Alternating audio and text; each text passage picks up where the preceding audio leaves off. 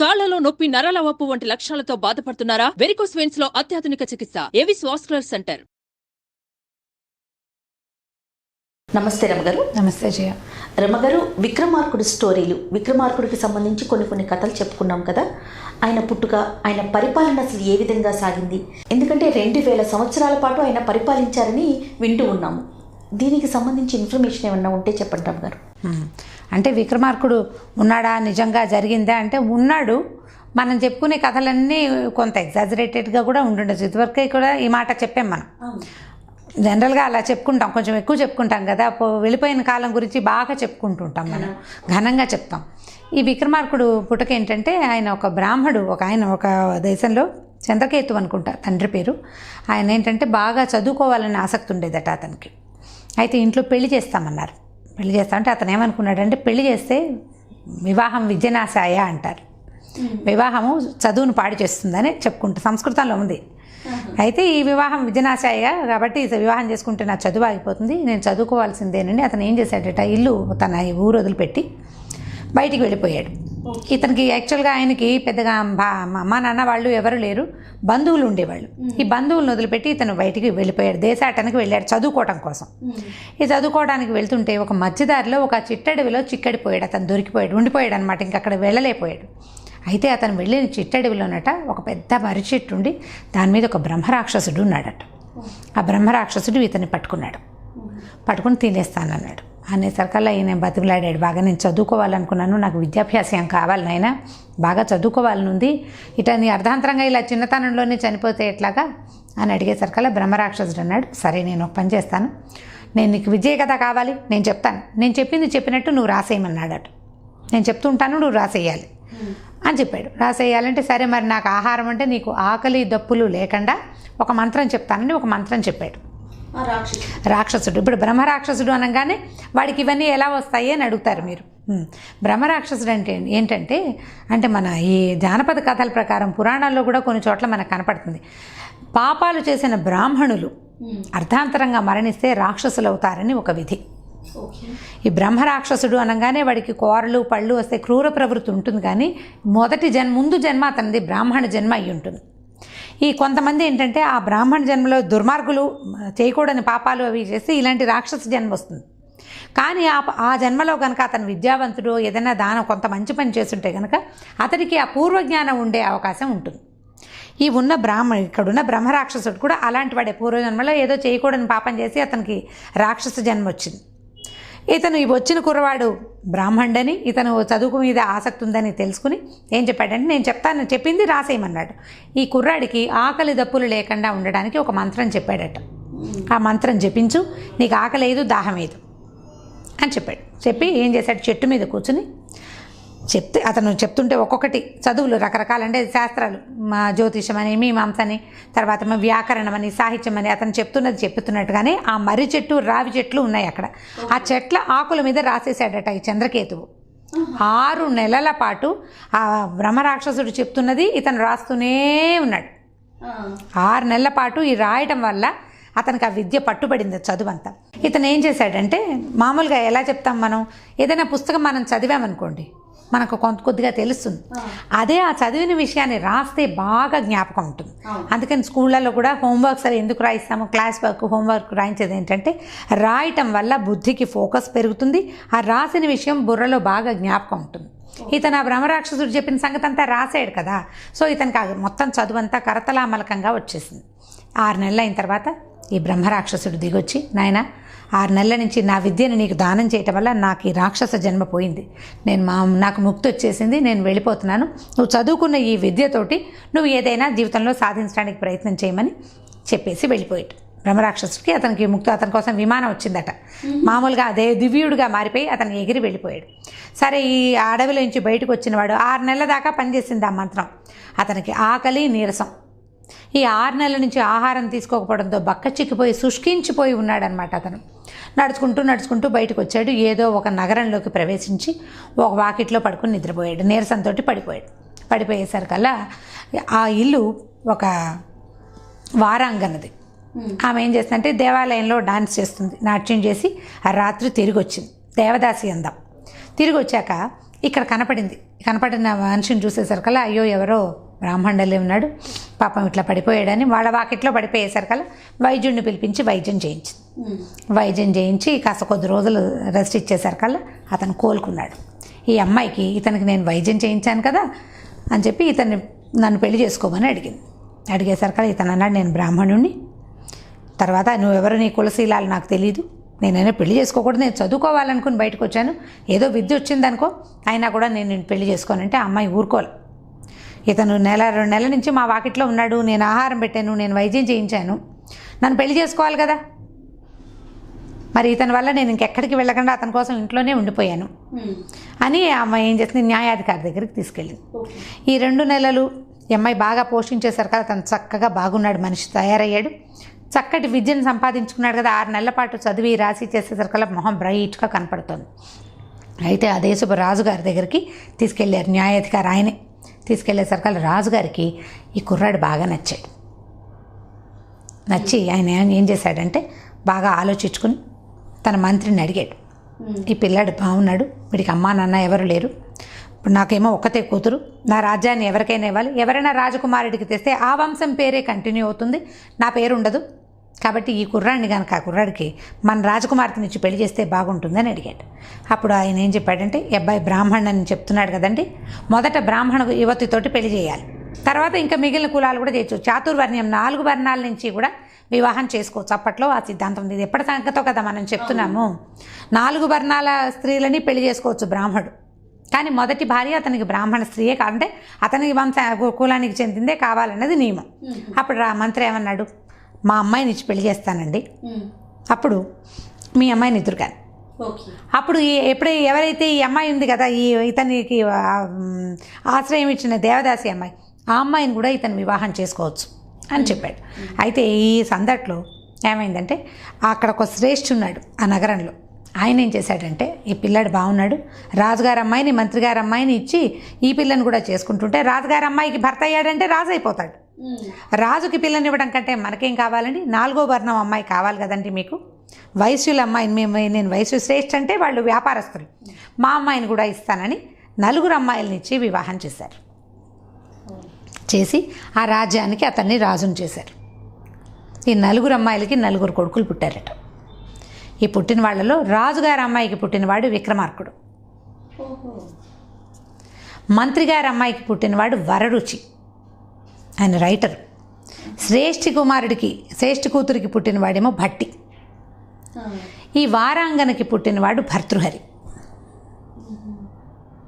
ఈ లైన్లో కొంచెం అటు ఇటు కూడా కొన్ని కథల్లో చెప్తుంటారు. బ్రాహ్మణ స్త్రీకి పుట్టినవాడే భర్తృహరి అని ఒక కథ చెప్తారు. అయితే ఈ బ్రాహ్మణ స్త్రీకి పుట్టినవాడు భర్తృహరి అయితే ఈయన మొదటి భార్య కొడుకు కదా, అంటే బ్రాహ్మణ స్త్రీయే కదా మొదటి భార్య, భర్తృహరికి రాజ్యం ఇచ్చారని ఒక కథ. అది కాకుండా వారాంగనకు పుట్టినవాడే భర్తృహరి, వారాంగన వల్లే ఈ 4 వివాహాలు ఆయనకి సిద్ధించినాయి కాబట్టి ఆమెనే ప్రథమ భార్యగా అతను ఉద్దేశపడి ఆమె కుమారుడికే రాజ్యం ఇచ్చాడని ఒక కథ చెప్తాడు. ఈ బ్రాహ్మణులు అయి ఉండాలని నా విశ్వాసం, ఎందుకంటే భర్తృహరి చాలా మనకు సుభాషితాలు రాశారు, విద్యావంతుడు అవ్వటం వల్ల రాయగలిగి ఉంటాడని నేను అనుకుంటాను, అవునో కాదో తెలియదు, ఈ 2 కథలు వింటూ ఉంటాం. అక్కడి నుంచి ఏమైంది, భర్తృహరికి రాజ్యం ఇచ్చారు. భర్తృహరికి రాజ్యం ఇస్తే భర్తృహరి భార్యా ప్రేమికుడట. ఓహో. ఈ రాజుగారు ఉండేవాడు, ఈ మిగిలిన 3 అబ్బాయిలు రాజును సేవించేవాళ్ళు, ఒకళ్ళు సైన్యాధిపతిగా, ఒకళ్ళు మంత్రిగా, ఇంకోడిగా, ఇలా జరిగేది. అయితే ఈ భర్తృహరి ఏం చేశాడంటేట, ఒక రాజ్యం చేస్తుండేవాడు, ఒక ముని ఆ రాజ్యానికి వస్తూ మామూలుగా రాజుగారిని చూడడానికి వచ్చేవాళ్ళు పండో ఫలమో తృణమో పణమో తెచ్చిస్తారు. ఆ ఋషి ఏం చేశాడంటే వర్షాకాలం ఒక మామిడి పండుని పట్టుకొచ్చి ఇచ్చాడు. భర్తృహరి ఏమనుకున్నాడంటే అకాలంలో పళ్ళు కాస్తాయి, ఇప్పుడంటే మనకి ఎప్పుడు పడితే అప్పుడు మామిడికాయలు కనపడుతున్నాయి, పాతకాలంలో ఏ సీజన్లో పడ్డా ఆ సీజన్లో, సీజన్ తప్పితే మల్లెపూలు కనపడేవి కాదు, కోయిల కూతలు వినపడేవి కాదు, మామిడికాయలు వచ్చే అవకాశము లేదు. ఆ ఇచ్చిన మామిడి పండుని ఈయన తను తినకుండా భార్యకి ఇచ్చాడట. ఆ భార్యకి కొంచెం ఇతరత్ర స్నేహాలు ఉన్నాయి, ఆవిడ తన స్నేహితుడికి ఆ పండునిచ్చి, వాడు రాణిగారి తోటి స్నేహం చేస్తాడు కానీ వాడి జీవితానికి సరిపడా స్నేహం వాడికి కూడా ఉంది. వాడు ఏం చేస్తాడంటే ఒక కూరలమ్మే అమ్మాయి అతని స్నేహం, ఆ అమ్మాయికి ఆ పండిచ్చాడు. ఆ అమ్మాయి బుట్టలో పెట్టుకుని, అంటే కూరలు అమ్మే వాళ్ళు బుట్టలో తల నెత్తి మీద పెట్టుకుని అమ్ముతారు కదా, ఆ బుట్టలో మామిడి పండుని పెట్టుకుని వెళ్తోంది. వెళ్తుంటే ఈ రాజుగారు ఈ భర్తృహరి సౌధం పైభాగంలో కూర్చున్నాడు. కూర్చుని కిందకి ఉరికే యథాలాపంగా చూస్తుంటే ఆయనకి మామిడి పండు బుట్టలో కనపడేసరికల్లా అకాలమైన పండు కదా, మనకి ఋషీశ్వరుడు ఇచ్చినట్టుగానే ఈ అమ్మాయికి కూడా ఈ పండు ఎవరో ఇచ్చారు, ఆ ఇచ్చిన మహానుభావుడు ఎవడో కనుక్కుందామని ఆ అమ్మాయిని పిలిపించాడు. కథ అంతా బయటపడింది. ఆ అమ్మాయికి ఇచ్చిందేమో ఆ అమ్మాయి తాలూకు ప్రేమికుడు, ఆ ప్రేమికుడికి ఇచ్చిందేమో రాణిగారు. దాంతో ఆయనకి జీవితం అంటే అసహ్యం వేసింది. ఏమిటి నేను రాజునయ్యి నా పరిస్థితి ఏమిటి, ఇలా ఎందుకయ్యాను నేనని. అప్పుడు ఆయన ఏం చేశాడంటే సన్యసించాడు, దీన్ని వదిలిపెట్టేశాడు, రాజ్యాన్ని వదిలిపెట్టి బయటికి వెళ్ళిపోయి ఆయన ఏం చేశాడంటే 3 శతకాలు రాశాడట భర్తృహరి. మనం సుభాషితాలను చదువుతాం. భర్తృహరి కుందేటి తివిరి ఈసుమును తైలము సాధించవచ్చు అని పద్యం వింటుంటాం. కుందేటి కొమ్మును కూడా సాధించవచ్చు, ఇసుకలో కూడా నీదొస్తుంది, మూర్ఖుల మనసు మనం రంజించలేము అని. ఆ పద్యాలు ఏనుగు లక్ష్మణ్ కవి గారు తెనిగించారు, కానీ ఆ తెనుగు చేసిన సంస్కృత శ్లోకాలు భర్తృహరి సుభాషితాలు ఎక్సలెంట్ సుభాషితాలు. మనకి వీలు వెంబడి ఎప్పుడైనా కుదిరితే మీరు శ్లోకాలు అడిగినప్పుడు ఒక సుభాషితము దాని అర్థము చెప్పడానికి ప్రయత్నం చేద్దాం. ఈ భర్తృహరి గారి ఇక్కడి నుంచి వెళ్ళిపోయిన తర్వాత వరుస ప్రకారం విక్రమార్కుడికి ఈ రాజ్యం వచ్చింది. విక్రమార్కుడు క్షత్రియ రాజకన్యక తాలూకు కుమారుడు. ఆయన పరాక్రమశాలి అయినప్పటికీ తన తండ్రి అన్నకి లోబడే అతను సైన్యాధ్యక్షుడుగా ఉన్నాడు.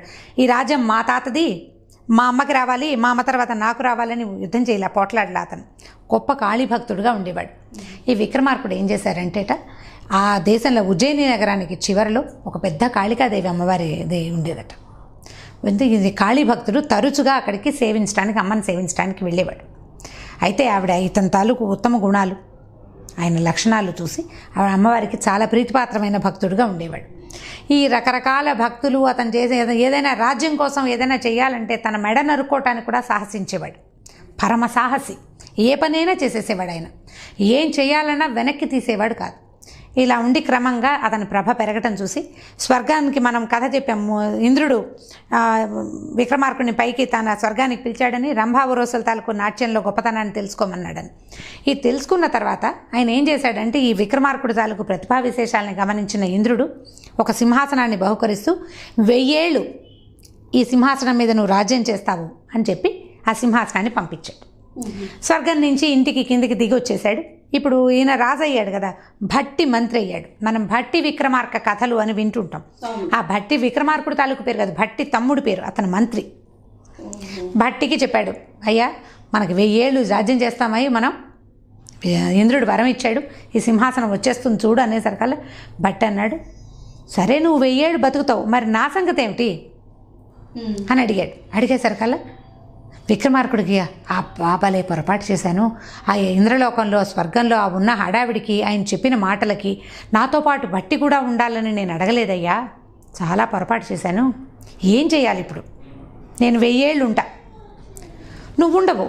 1000 ఏళ్ళు ఎక్కడుంటుంది, అప్పట్లో 100 ఏళ్ళు 120 130 ఏళ్ళు బతికేవాళ్ళు. ప్రజలంతా వెళ్ళిపోతారు, రాజుగారు యంగుగా అలాగే ఉంటాడు, ప్రజలతో పాటు మంత్రి కూడా వెళ్ళిపోతాడు కదా. దాంతో చాలా చింతాక్రాంతుడైపోయాడు రాజు, ఏం చేయాలని. భట్ అన్నాడు, ఉండు నువ్వు కంగారు పడకు, దీనికి ప్రతిక్రియ నేను ట్రై చేస్తాను. ఇప్పుడు నువ్వు ప్రయత్నం చేసి 1000 ఏళ్ళు నువ్వు సాధించుకున్నావు, నేను తర్వాత పని నేను సాధిస్తానని చెప్పాడు. వీళ్ళిద్దరూ కూడా సమానమైన సాహసం కలిగిన వాళ్ళు. ఓహో, భట్టి అండ్ విక్రమార్కుడు. ఎందుకంటే బహువిద్యావంతుడైన తండ్రి బ్రహ్మరాక్షసుడి దగ్గర ఆయనకు వచ్చిన శాస్త్రం, అన్ని శాస్త్రాలని 6 నెలల్లో నేర్చుకున్న తండ్రి అవటం వల్లే భర్తృహరికి కూడా విద్వత్తు తండ్రి వల్లనే వచ్చింది. ఇప్పుడు తండ్రి వల్ల విద్వత్తు, తల్లి వల్ల పరాక్రమం వచ్చింది విక్రమార్కుడికి. అలాగే వస్తాయి కదా తల్లిదండ్రుల లక్షణాలు. తండ్రి వల్ల విద్వత్తు, తల్లి వల్ల తెలివితేటలు వచ్చినాయి భట్టికి. ప్లాన్డ్గా చేయటం, ఫోకస్డ్గా చేయటం. వ్యాపారస్తులు అంటే ఏంటి, ఫోకస్సే కదా వాళ్ళు, వ్యాపారం అంటే తెలివితేటలు. బట్ ఏం చేశాడట, ఆ రోజు సాయంకాలం ఈ ఉజ్జయిని నగరంలో చివరున్నటువంటి అమ్మవారి దేవాలయానికి వెళ్ళాడు. అప్పట్లోనట ఈయన వెళ్ళి గుళ్ళోకి వెళ్తే అమ్మవారి గుళ్ళో లేదు, సంచారానికి వెళ్ళిందిట ఆవిడ. ప్రతిరోజు నగర సంచారం చేస్తుంది చీకటి పడ్డాక అమ్మవారు. మనం భద్రకాళి కథలు వాటిల్లో వింటాం, అమ్మవారు సంచారానికి వెళ్తుందని, నగర సంచారం చేస్తుంది రాత్రిపూట, బయటికి వెళ్తుందని, ఎదురుపడ్డ వాళ్ళని ఎదురుకకు చచ్చిపోతారు, ఇలాంటి కథలు వింటూ ఉండేవాళ్ళం. ఇది వరకు పాత జానపద కథల్లో కనపడేది, ఈ కథలో చెప్తారు. గుళ్ళో కూర్చున్నాడు భట్టి జపం చేసుకుంటూ. సంచారానికి వెళ్ళిన అమ్మవారి తిరిగి వచ్చింది. ఏమయ్యా నా కోసం చూస్తున్నావంటే, అమ్మ విక్రమార్కుడు 1000 సంవత్సరాలు జీవించి ఉండటానికి వరం తీసుకుని వచ్చాడు దేవేంద్రుడి దగ్గర. నాకు కూడా కావాలి, నేను బట్టి లేకుండా విక్రమార్కుడు లేడు, ఉండలేడు. నేను విక్రమార్కుడితోటే ఉండాలి కానీ నేను చచ్చిపోదలుచుకోలేదు. నా కోసం ఏదైనా చెప్పు నువ్వు, నేను 2000 ఏళ్ళు ఉండాలి, నువ్వేం చెప్తావో చెప్పన్నాడు. అనేసరికల్లా ఆవిడంది, ఏముందయ్యా 1000 ఏళ్ళు బతికే పరమసాహసికుడైన విక్రమార్కుడు ఉన్నాడు కదా, వాడి తల నరికి తీసుకురా, నీకు 2000 ఏళ్ళు ఇస్తానంది. అలాగే అని లేచి వెళ్ళిపోయాడు భట్టి. లేచి వెళ్ళి విక్రమార్కుడికి చెప్పాడు, నీ తల తెస్తే నన్ను బతికించి ఉంచుతానందయ్యా కాళిక అని చెప్పి ఠకీమని విక్రమార్కుడి తల నరికి చేత్తో పుచ్చుకుని తీసుకెళ్ళిపోయాడు. తల నరికేశాడు. నరికి తీసుకెళ్ళి పాదాల ముందు పెట్టాడు. అమ్మా ఇదిగో పరమసాహసికుడైన విక్రమార్కుడు, అతని తలని తెచ్చా, నాకు ఇవ్వాల్సిన వరం ఇవ్వు నువ్వు అన్నాడు. కాళికి నవ్వింది, నీ తెలివిరా, నువ్వు మామూలు వాడివి కాదు, 1000 ఏళ్ళు బతకాల్సిన విక్రమార్కుడు, నువ్వు తల తిరిగినా ఈ తల వెళ్ళిపోతుంది వెనక్కి. సాహసం చూపించావు, నీ సాహసానికి నేను ఇచ్చే వరం ఏంటంటే 2000 సంవత్సరాలు నువ్వు బతికే ఉంటావు అని వరం ఇచ్చింది. పట్టి సంతోషంగా వెళ్ళిపోయాడు. ఈ తల ఎగిరి విక్రమార్కుడికి వెళ్ళిపోయింది. ఎందుకంటే అతను 1000 సంవత్సరాలు జీవించి ఉండడానికి అతనికి ఇంద్రుడి దగ్గర నుంచి వరం ఉంది, ముందుగానే వరం ఉంది కాబట్టి. తల తరిగినా తల వెళ్ళిపోతుంది, అతని తల అతనితో పాటు వెళ్ళిపోతుంది అతని దగ్గరికి. అమ్మవారికి ప్రదానం చేయటం కోసమే తల అక్కడ ఉందంతే. వెళ్ళేసరికల్లా విక్రమార్కుడు జీవించే ఉన్నాడు. ఇద్దరు కావలించుకున్నారు ఒకళ్ళనొకళ్ళు, భలే చేసావు, చాలా బాగా చేసావని. అప్పుడు భట్టి అన్నాడు, 2000 ఏళ్ళు బతుకుతాను నేను అన్నాడు. విక్రమార్కుడు, ఒరి నాయన భలేవాడివి, నేను 1000 ఏళ్ళే ఉంటాను, నువ్వు 2000 ఏళ్ళు ఉంటే ఎలాగరా అంటే, ఇందులో ఇంకో కిటుకుంది, ఇంద్రుడికి తెలీదు, అమ్మవారికి అర్థం కాలేదు. ఆవిడ నవ్వింది అప్పుడే. ఆవిడకి తెలుసు వీడి తెలివి, నీ తెలివి సామాన్యమైంది కాదని చెప్పింది. 1000 ఏళ్ళు రాజ్యం చేయమన్నాడు ఇంద్రుడు, నువ్వు 1000 ఏళ్ళు రాజ్యం చెయ్యాలి. దానికి ఏం చెయ్యాలి?